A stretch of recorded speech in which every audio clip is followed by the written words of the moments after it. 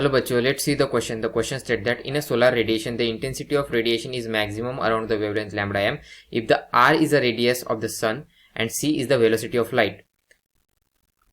So r is the here radius of sun or c is the velocity of light and lambda m is the wavelength. The mass lost by the sun per unit time is proportional to.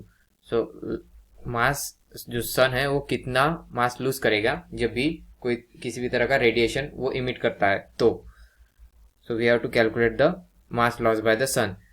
सो ये problem किससे related है? This problem is related to mass energy equivalence, क्योंकि यहाँ पर जो सन है वो radiation emit कर रहा है. सो की कंसेप्ट,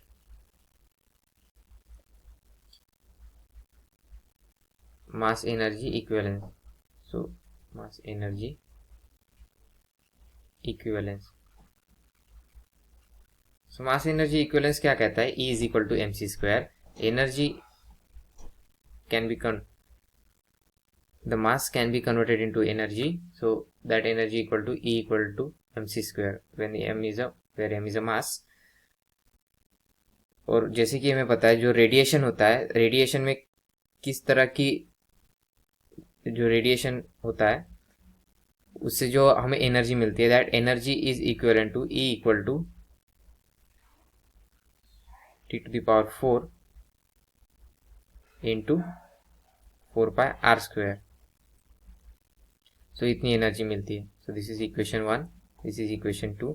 अगर हम दोनों इक्वेशन को इक्वेट कर दे, so we will get here m C square equal to rho T to the power 4 pi r square. This is किसी पर्टिकुलर एरिया पे जो मिलने वाली एनर्जी है. So therefore we will get here mass is directly proportional. Mass जो होगा, mass equal to क्या होगा? Stefan's constant rho t to the power 4 into 4 pi r square upon c square. So therefore, so mass, यहाँ पर constant कौन कौन सी चीजें है? रो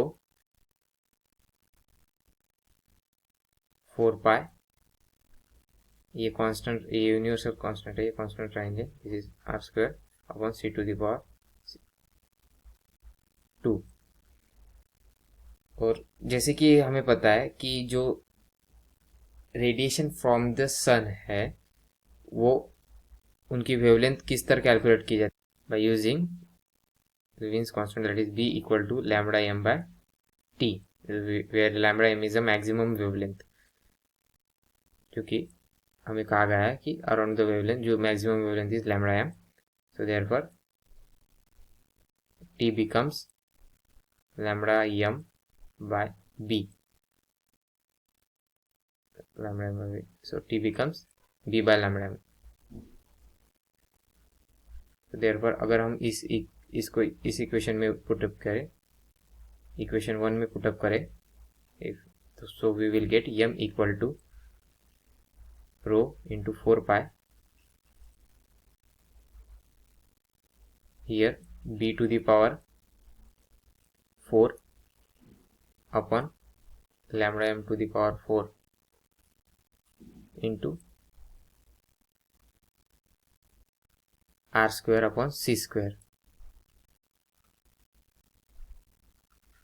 So mass equal to rho 4 pi b to the power 4 into ये constant term हो गए r square lambda c square. So therefore जो मास है is directly proportional to the r square emitted radiation and speed of the radiation. R square upon lambda to the power 4 into c square. So option A is correct. So आशा करता हूँ आपको solution समझ में आया होगा. Thank you.